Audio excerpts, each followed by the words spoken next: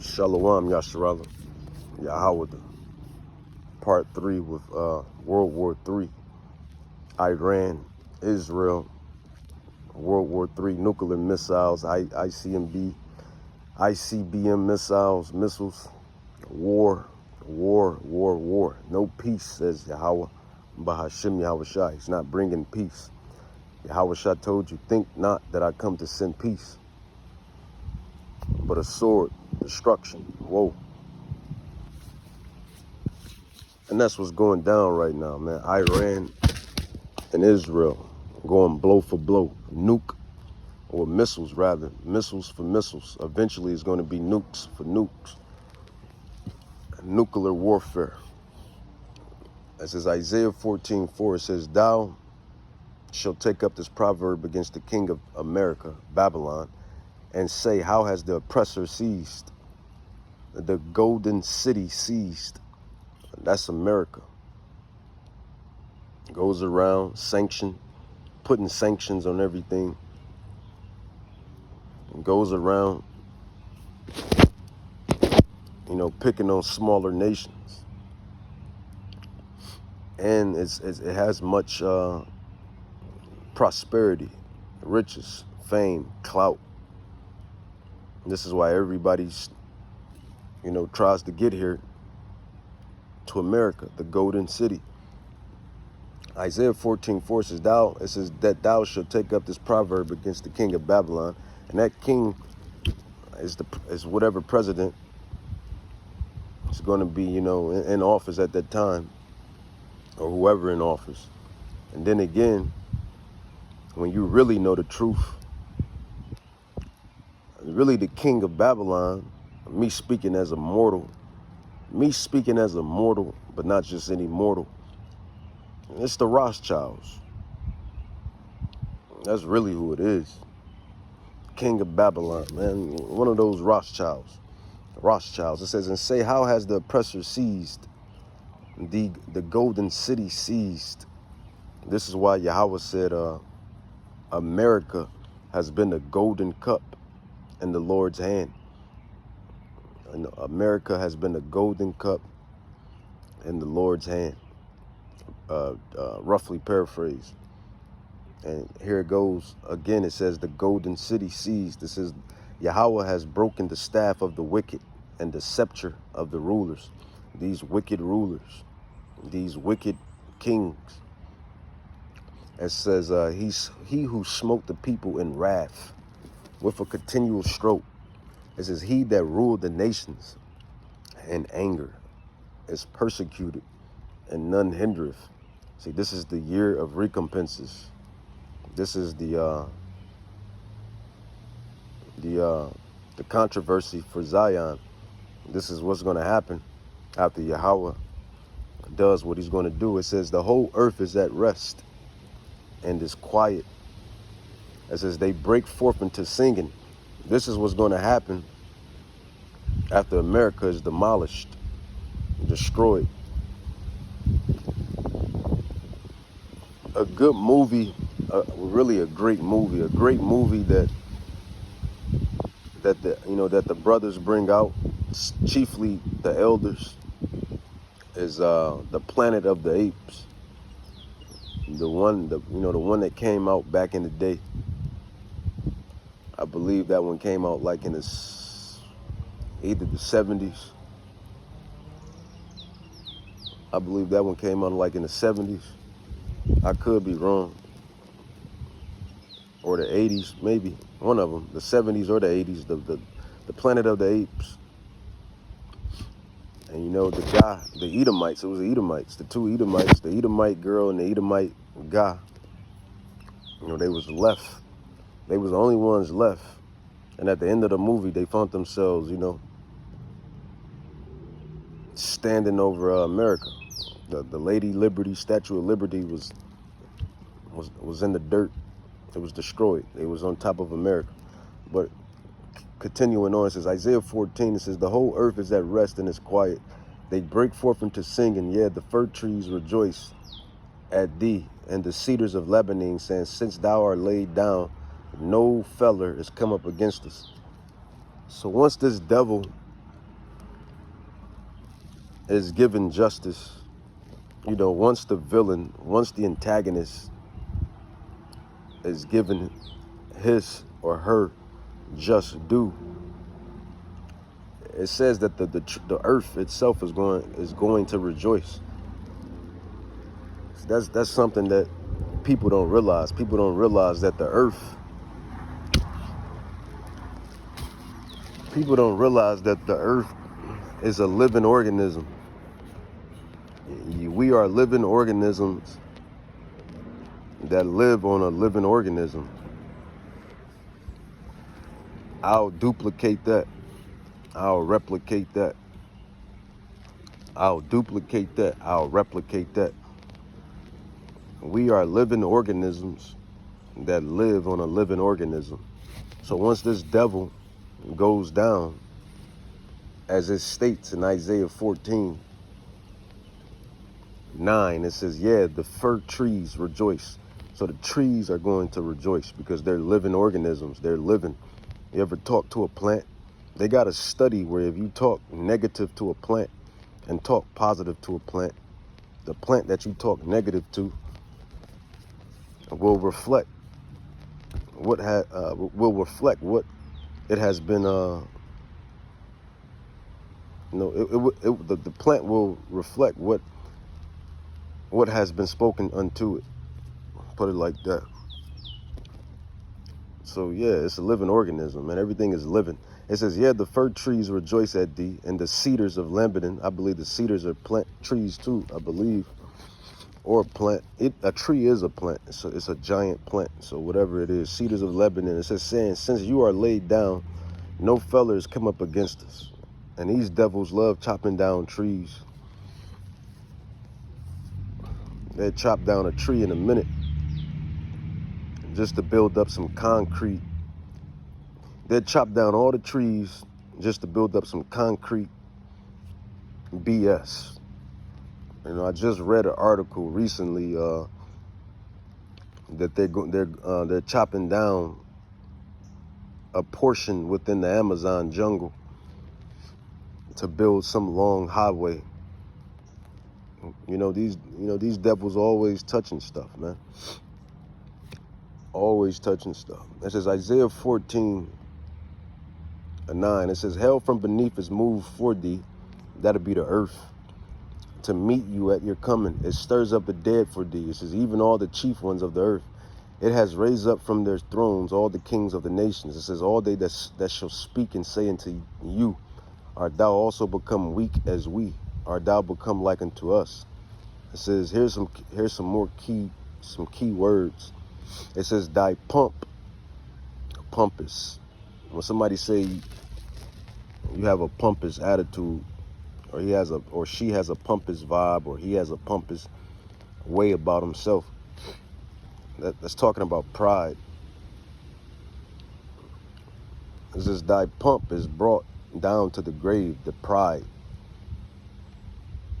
You know, that good old American eagle that these Edomites love to rave about. You know how the how these Edomites get down, man. Especially these proud ones. You know, I call it the Edomite pack. I call it the proud Edomite pack, man. You want to know what's a proud Edomite pack? Since we harping on Isaiah 14:11, thy pomp is brought down to the grave, thy pride and thy noise of thy vows. The worm is spread under thee, and the worms cover thee. What's a pride? I call it the proud Edomite pack. It be the Edomites that drive those big old F-150s, right? A proud Edomite. This is how you spot a proud Edomite. You have a big old F-150 with those big monster tires. Here have the damn skull, the skull head, the round back. You know, they got the skull head round back on the back of the big F-150 with the monster tires. And I'm not a liar. Believe me, I'm not a liar. You know, I like those big old pickup trucks with the monster tires.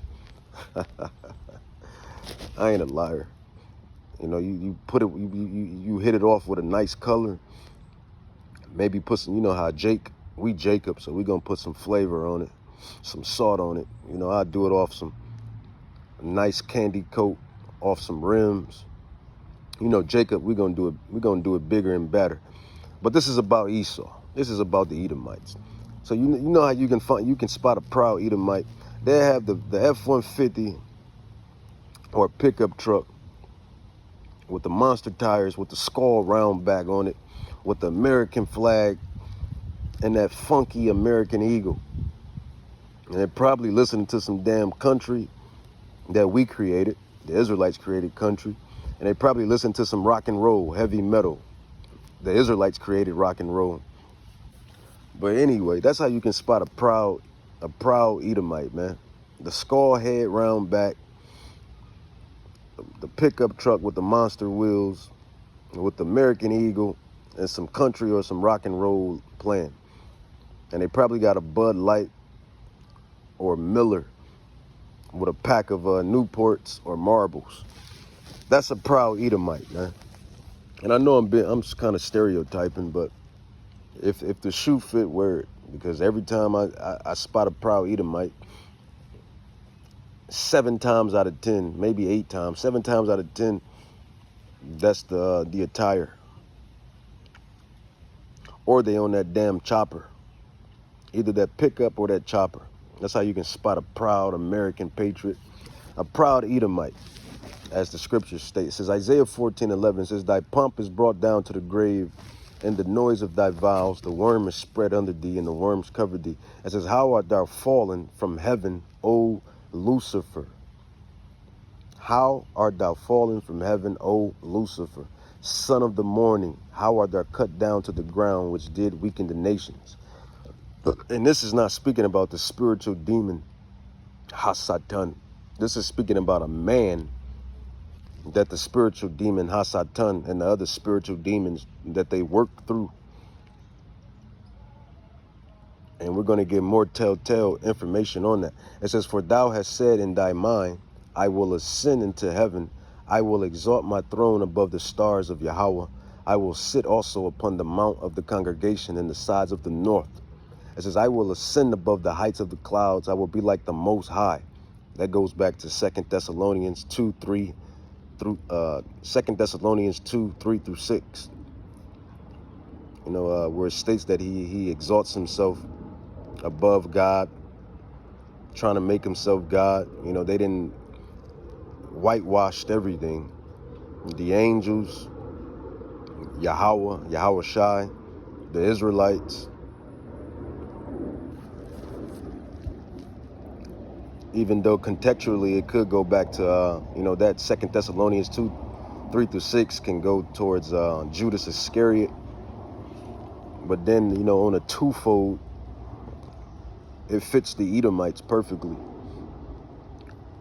It says, I will ascend above the heights of the clouds. I will be like the Most High. It says, yet thou shalt be brought down to hell, which is a lower state. So basically, see, this is what you Christians don't get. This is what you atheists and I call you Bible casuals. You casually read the Bible. You're not an expert. You're not a vet. You're not a legend of the Bible. You know, you're Bible casual. Hell is a lower state. Heaven is a higher state. So when it says in Isaiah 14:12, how art thou fallen from heaven, O Lucifer, which means the enlightened one, it's basically saying, how are you fallen from, you know, your highest state? You know, how have you fallen from your highest state and brought down to this lowest state? That's what it's talking about in Isaiah 14. It says, I will ascend above the heights of the clouds. I will be like the Most High. It says, yet thou shalt be brought down to hell, to the sides of the pit, a lower state. It says, they that see you should narrowly look upon you and consider you, saying, is this the man?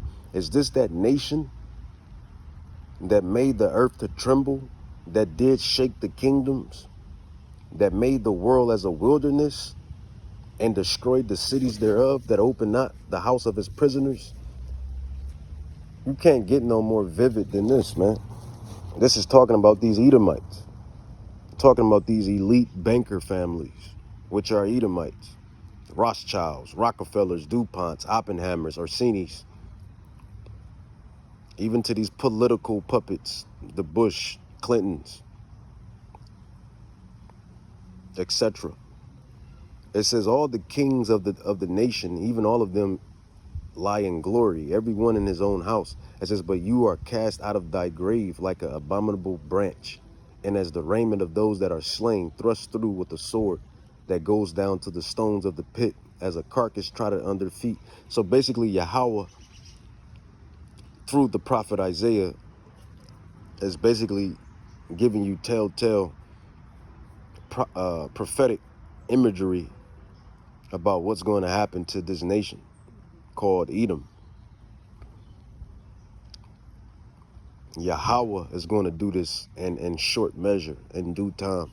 It says, thou shalt not be joined with them in burial, because they has destroyed thy land and slain thy people. The seed of evildoers shall never be renowned.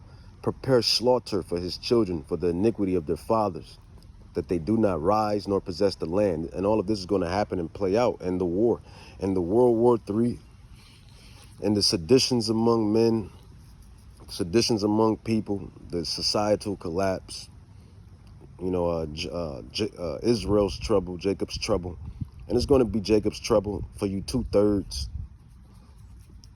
And, for some of the elect men, Yahweh willing, most of the elect men, we be those elect men that don't taste, that don't, as it states in the prophecy, that there be some standing here that shall not taste death until until the Son of Man comes, roughly paraphrased. But whatever our lot is, man, if we gotta die to be martyrs, or if we standing in our lot until the Son of Man come, whatever our lot is, oh well. This place is shit anyway. This place sucks anyway. So oh well. Whatever blow we gotta take on the chin, oh well. It ain't like the true prophets, the true men of the Lord are enjoying this place anyway.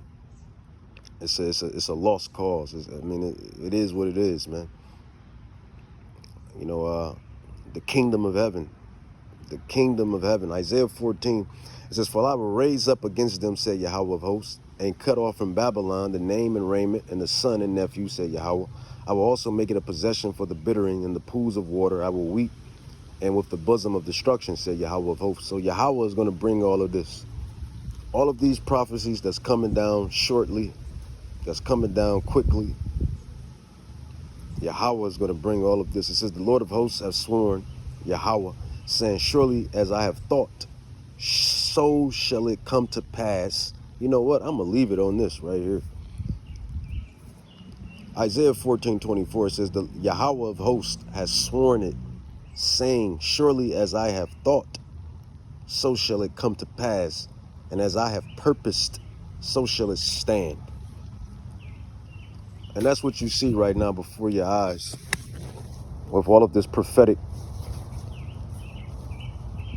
with all of these prophetic situations,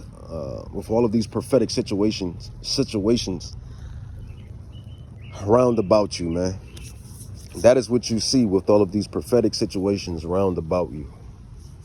And that is what you see happening. So with that, I'm going to leave it on that, man. Yahweh, who can say it better?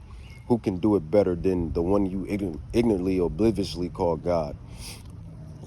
Yahweh, the Ancient of Days. Call Halam La Yahweh, Bahashim Yahweh Shai, Bahashim Rakak Kadash, Barakata Yahweh, Barakata Yahweh. No peace, man. Peace is not coming to this place. It's prophecy. And we're truly in the latter days.